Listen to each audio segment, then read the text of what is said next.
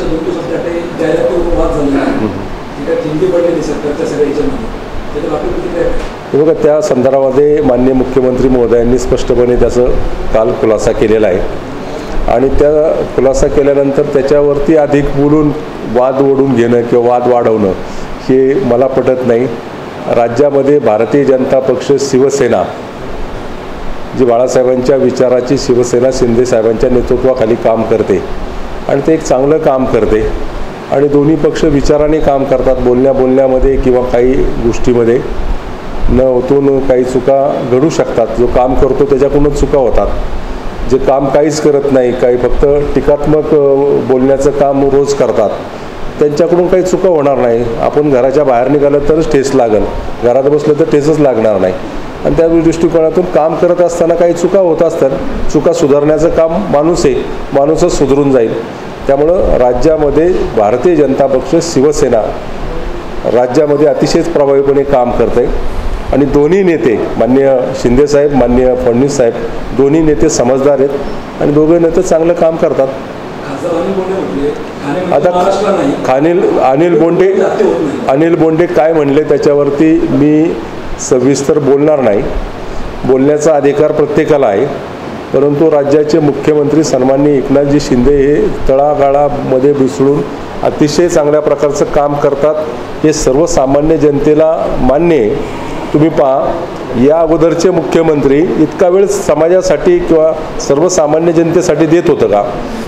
हा उपक्रम शासन आपल्या दारी, शासनाच्या दारामध्ये प्रत्येक नागरिकांना जावं लागत होतं आणि त्या ठिकाणी 4-4, 5-5 हेलपाटी मारावं लागत होते. आज हा उपक्रम घेतलेला आहे, मी घेतलेला आहे, उद्या महेशदादांनी घेतलेला आहे, महेशदादा त्याच्यानंतर भुसरीत तो उपक्रम होईल. इतर भागामध्ये जे आमदार असतात ते हा उपक्रम घेतील आणि या उपक्रमाच्या अंतर्गत शासन स्वतः लोकांच्या दारामध्ये जात आहे. त्यामुळे उपक्रम चांगला आहे. बोलणाराचं तोंड धरता येत नाही, परंतु बसलेली घडी बिघडवायला टाईम लागत नाही. परंतु आहे ते राज्याच्या हिताच्या दृष्टिकोनातून दोन्ही नेते काम करतात, समजदार आहेत आणि ज्या काही गैरसमज झाला ते दूर करतील. असं असलं तरी भाजपचे लोक तुम्ही जेव्हा समंजसपणे दाखवताय तेवढं या प्रकरणात दाखवता दिसत नाही. पण बावनकुळे त्यांचं स्टेटमेंट असेल की जाहिरातीने मुद्दाम केलेला खोडसाळपणा आहे. बरोबर, चुकीचं काहीच बोलले नाहीत बावनकुळे असं मला वाटतंय. कारण CM साहेब स्वतः बोलले जाहिरातीच्या बाबतीमध्ये कुणी दिली त्याचं तपासणी करतो. त्यामुळे खोडसाळपणाने झालं काय ते पण पाहतील. ते शिरूरमधून महेश लांडगे कामाला लागले, जबाबदारी दिलेली आहे, तसं मावळमधनं त्या ठिकाणी यांचं विधान आहे की संधी मला मिळाली. प्रत्येक माणूस सक्षम असतो बघ, प्रत्येक कार्यकर्ता, प्रत्येक नेता सक्षम असतो आणि प्रत्येकाला महत्त्वाकांक्षा असते आणि या बाबतीमध्ये भारतीय जनता पक्ष शिवसेनेचे नेते हा निर्णय घेईल. तुमच्या सगळ्यांच्या साक्षीने सांगतो की ज्यावेळेस शिंदे साहेबांनी निर्णय घेतला आणि निर्णय घेत असताना त्या बैठकीला जाहीरपणे सांगतो, या गोष्टी मी पत्रकाराच्या समोर, कॅमेऱ्याच्या समोर सांगतो की ज्यावेळेस निर्णय घेतला त्यावेळेस भारतीय जनता पक्षाचे नेते, देशाचे गृहमंत्री सन्माननीय अमितजी शाह साहेब, भारतीय जनता पक्षाचे नेते सध्याचे राज्याचे उपमुख्यमंत्री सन्माननीय देवेंद्रजी फडणवीस साहेब, राज्याचे मुख्यमंत्री सन्माननीय एकनाथजी शिंदे साहेब आणि मी आणि काही मंडळी त्या बैठकीला होतो आणि तसं त्या पद्धतीने निर्णय झाला. मावळ लोकसभा मतदारसंघातून भारतीय जनता पक्ष शिवसेनेचा उमेदवार हा श्रीरंग बारणे असेल हे त्यावेळेस त्या नेत्यांनी मान्य केलेलं आहे. त्यामुळे त्यामध्ये काही बदल झाला तर नेते बदल करतील, मी त्यामध्ये त्याचा साक्षीदार आहे म्हणून मुद्दाम सांगितलं. पण भाजपचे लोक काय म्हणतात, कारण आपण चिन्ह कमवलं ते तुम्हाला म्हणत असतील भारतीय जनता पक्ष शिवसेनेने निर्णय घेतलेला आहे आणि ज्यावेळेस निवडणुका जाहीर होतील, उमेदवारी अर्ज भरला जाईल, त्यावेळेस तुम्हाला माहिती होईल.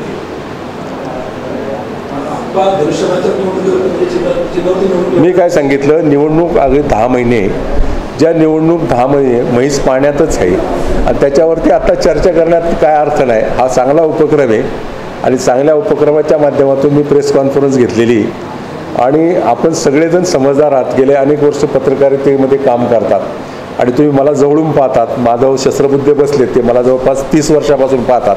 मी 30 वर्ष मला राजकारणात झाले बरोबर माधवराव, 20-21 वर्ष नगरसेवक म्हणून काम केले, आता मी 9 वर्ष खासदार म्हणून काम करतो, राजकारणात पदावर मला 30 वर्ष होत आलेत, त्यामुळे तुम्ही मला जवळून पाहता, त्यामुळे माझ्याकडून कुठला वाद होणार नाही, वादांकित शब्द माझ्या तोंडून कधी येणार नाही, सगळ्यांचा सन्मान माझ्याकडून केला जाईल.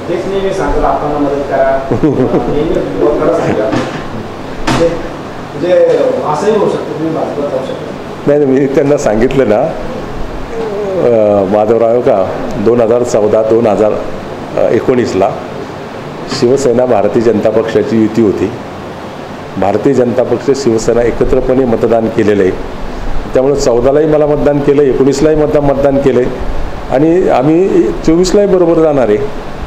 हा निर्णय केंद्रीय पातळीवरती झालेला आहे, त्यामुळे मी काय अधिक बोलणं उचित ठरणार नाही.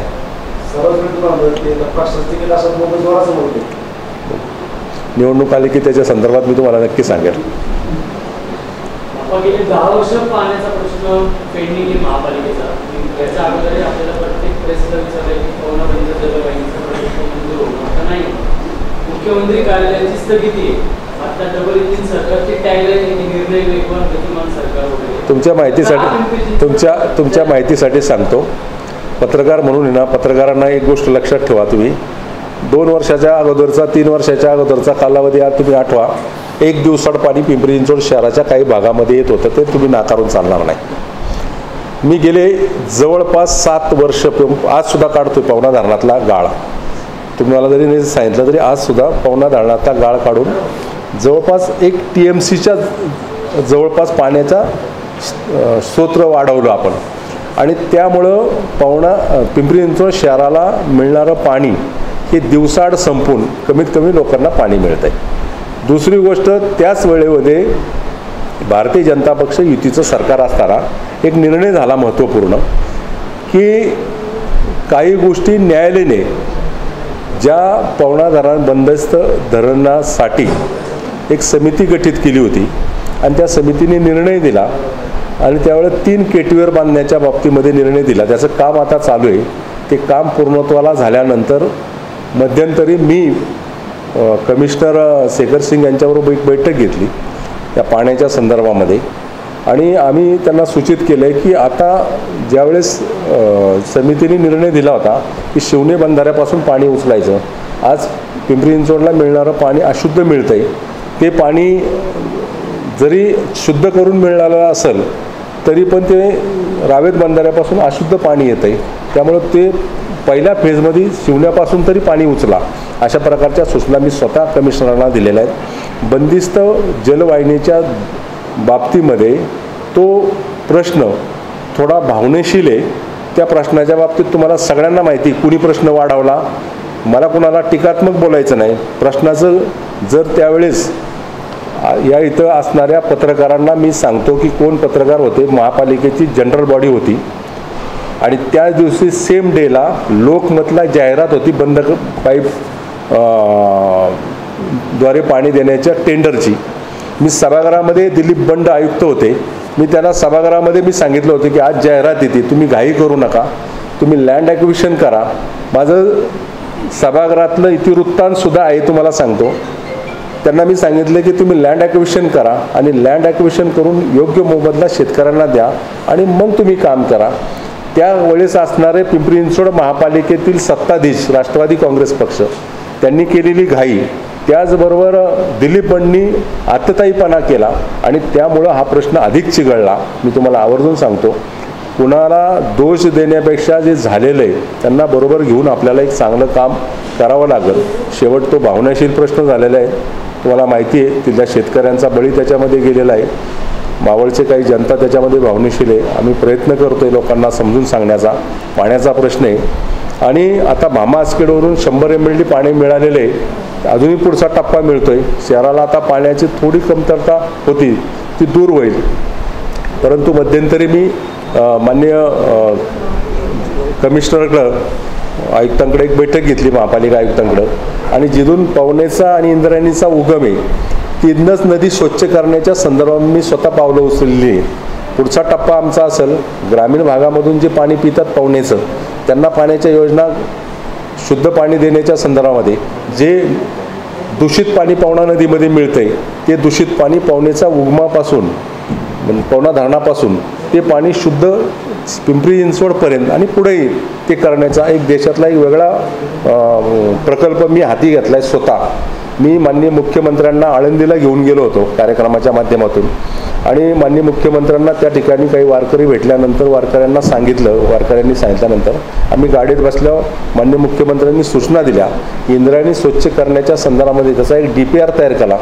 PMRDला त्याला बरोबर महापालिका आयुक्त बरोबर घेतले, जिल्हाधिकाऱ्यांना सूचना दिलेल्या आहेत, राज्य सरकारच्या अधिकाऱ्यांना सूचना दिलेल्या आहेत, त्याचा DPR केलेला आहे. थोडं चांगलं काम व्हायला थोडा उशीर लागेल परंतु ते काम देखील जलद गतीने होतं आहे. मी स्वतः महेशदादा त्याच्यामध्ये भाग घेऊन इंद्रायणी आणि पवना नदी स्वच्छ करण्याच्या संदर्भामध्ये आम्ही प्रयत्न करतोय. हे कुणी केलं नाही काम, त्या कामाला हात घातला. मी मुद्दाम तुम्ही प्रश्न विचारला म्हणून प्रेसच्या द्वारे आज सांगितला. ती प्रेस नाही आहे परंतु मुद्दाम तुम्हाला सांगितलं की त्याच्यावरती मी स्वतः काम करतोय.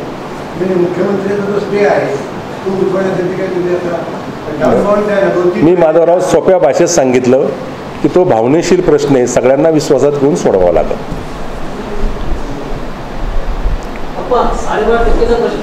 12.5% प्रश्न तुम्हाला सांगतो. 12.5% प्रश्न फाईल अंतिम मंजुरीला आहे. त्याच्यामध्ये काही जमीन मालकांनी तिथं शासनाकडे काही तक्रारी केल्या त्यामुळे तो कॅबिनेटमध्ये घेतला नाही, तर कालच्या कॅबिनेटमध्ये तो विषय होणार होता. त्याचं निराकरण करतात एक 15 दिवसामध्ये तो विषय मार्गी लागला. नाही तर कालच्या कॅबिनेटमध्येच होणार होता पण काहींनी तक्रारी केल्यामुळे आता ते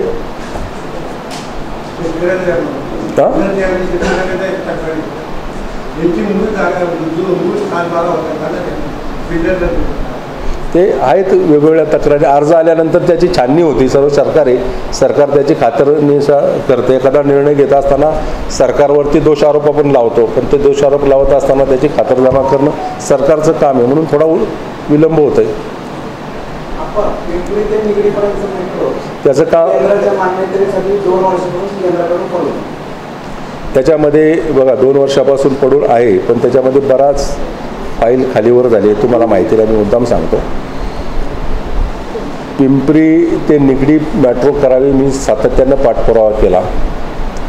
सन्माननीय मंत्री महोदयांक केंद्रीय मंत्री महोदयांक याचा पाठपुरावा केल्यानंतर केंद्राने तेवढा खर्च उचलणार नाही म्हणून सांगितलं आणि ते राज्य सरकारकडे पाठवलं. राज्य सरकारने महापालिकेच्या माध्यमातून तो खर्च उचलण्याची जबाबदारी घेतली. आता लास्ट मोमेंटला फाईल आहे आणि ती त्याला मंजुरी मिळेल, साधारण थोड्या दिवसातच मिळेल आणि ते काम मार्गी लागेल. मी तुम्हाला सांगतो निगडी ते वाहतुकीचा प्रश्न फक्त जिल्ह्याची शहराची अवस्था बिकट आहे आणि गेले 10 वर्षापासून फक्त रिंग रोडची चर्चा आहे. आपल्या मतदारसंघातून जाणाऱ्या रिंग रोड संदर्भातील आपली काय भूमिका किंवा आपल्या मतदारसंघात काय प्रोग्रेस? बघा, रिंग रोडच्या संदर्भामध्ये शासनाच्या लेवलवरती अनेक बैठका झाल्या. माननीय मुख्यमंत्री झाल्यानंतर एकनाथजी शिंदेसाहेब मुख्यमंत्री झाल्यानंतर त्याला अधिक गती मिळाली आणि ती गती मिळत असताना शेतकऱ्यांच्या अनेक समस्या होत्या. शेतकऱ्यांना काही भागामध्ये जे खरेदी खत होतात त्याच्यापेक्षाही त्याचा रेडी रिकनर आहे तो कमी आहे आणि मग शेतकऱ्यांना न्याय देण्याची भूमिका राज्य सरकारने घेतली आणि राज्य सरकारने निर्णय घेत असताना त्याच्यामध्ये भोरमधून काही भाग जातो किंवा भंडारा डोंगराच्या खालून तो रस्ता जात होता. अशा अनेक ठिकाणी अनेक समस्या होत्या. त्या बैठकीला शेवटची ज्यावेळेस बैठक झाली त्याला सन्माननीय पवारसाहेब होते, अजितदादा होते, आम्ही सगळे होतो. विरोधी पक्षाचे म्हणून नाव घेतले मी, ते सगळे होते आणि त्याच्यावरती एकमत झालं की हा रस्ता करण्याच्या संदर्भामध्ये राज्य सरकारने मोबदला देण्याच्या संदर्भामध्ये मावळ म्हणजे जिल्हा अधिकाऱ्यांना त्याचं काही पेमेंट केलं आणि तो पहिला हप्ता शेतकऱ्यांना दिला. त्याचं पोझिशन पण घेतले.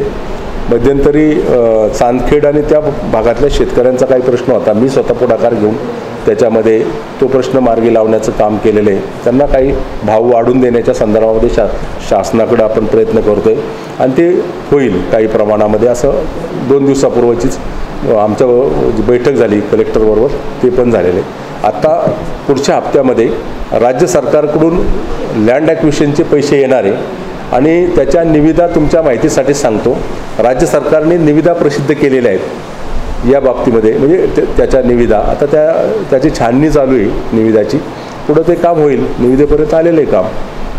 एकीकडे सगळं चांगलं करत असताना एक्सप्रेस वेची सुद्धा आता मिसिंग लिंकचा प्रोजेक्ट प्रगतीवर आहे आणि साधारण वर्षभरातच त्याचं उद्घाटन होईल असं वाटतंय.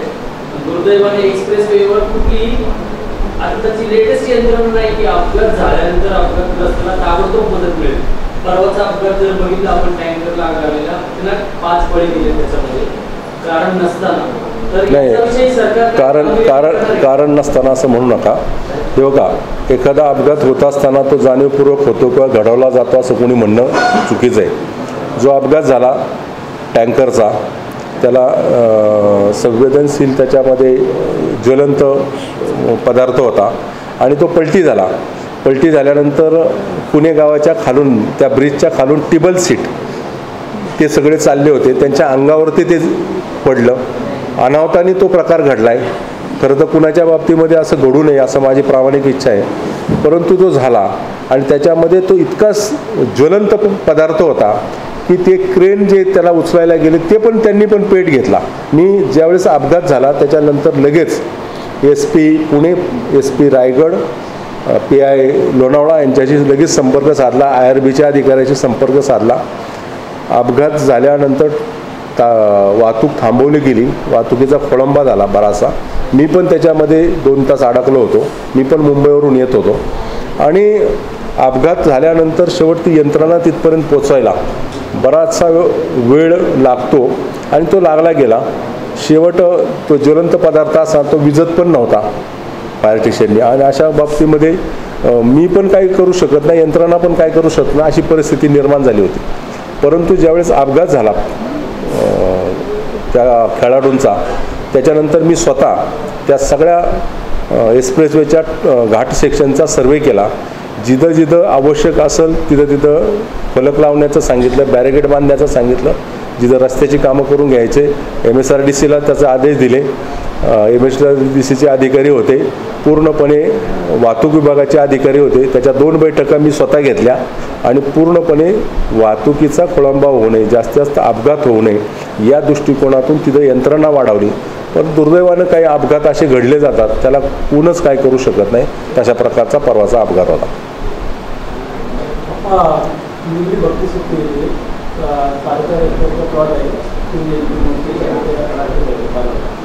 काही ठिकाणी आंदोलन केलं आणि तिथे सांगितलं आहे की लोकप्रतिनिधीच्या माध्यमातून बघा, टीका करणाऱ्याला या देशामध्ये लोकशाहीमध्ये मुभा आहे. तो काही पण बोलू शकतो, परंतु पत्रकार म्हणून तुम्ही देखील माहिती घेतली पाहिजे की काय परिस्थिती आहे. तो मुळात तो कमर्शियल प्लॉट होता, त्याची मागणी केलेली होती. एकतर तो सार्वजनिक प्लॉट नव्हता. ज्यावेळेस आंदोलन केलं मारुती भापकर, सचिन चिखलेनी, पहिला मी तिथे गेलो होतो आंदोलनाला आणि आंदोलनाला गेल्यानंतर मी त्यांना सांगितलं होतं मी प्रयत्न करतो. मी PMRDच्या कमिशनरला देखील सांगितलं, परंतु मला त्यांनी असं सांगितलं की त्याची अगोदरच टेंडर काढून विक्री केलेली आहे. परंतु मी त्यांना सांगितलं की पुढचं कुठल्याही प्रकारचं काम तुम्ही थांबवा. आज सकाळी देखील मारुती भापकर सगळ्या 10 संघटनेचे पदाधिकारी माझ्याकडे आले होते. मी त्यांना आश्वासन दिलं की माननीय मुख्यमंत्र्यांबरोबर माननीय कमिशनर, माननीय PMRD कमिशनर यांच्याबरोबर बसून त्याच्यावर तोडगा काढू. मी लोकप्रतिनिधी घशात घालला हे सहज बोलू शकता तुम्ही. ते 15 तास काम करतो आणि 15 तास काम केल्यानंतर किंवा कुठलाही लोकप्रतिनिधी सहज विकत नाही किंवा घशात घालत नाही किंवा बोलत नाही. बोलणं खूप सोपं आहे. त्या DPमध्ये काय आहे तुम्ही बघा, तिथं मागणी केल्यानंतर तो देणं किती शक्य आहे ते पहा. माझी स्वतःची व्यक्तिगत मला विचारलं तर व्यक्तिगत माझी मागणी राहील की तिथं तो सार्वजनिक हितासाठी तो प्लॉट ठेवला पाहिजे, या कार्यक्रमासाठी ठेवला पाहिजे. पालखी येते त्या पालखीला लोकांना ठेवला पाहिजे, जयंती होतात त्याला ठेवला पाहिजे. परंतु ही प्रक्रिया पूर्ण झाली त्यावेळेस कुणीच बोललं नाही. ज्यावेळेस टेंडर आलं त्यावेळेस आमच्यासारख्या लोकप्रतिनिधी यायला पाहिजे होतं, त्यावेळेस आलेच नव्हता. मग उलटं मी बोलतो. शेवट आपल्याला मदत करायची, बोलणं खूप सोपं असतं.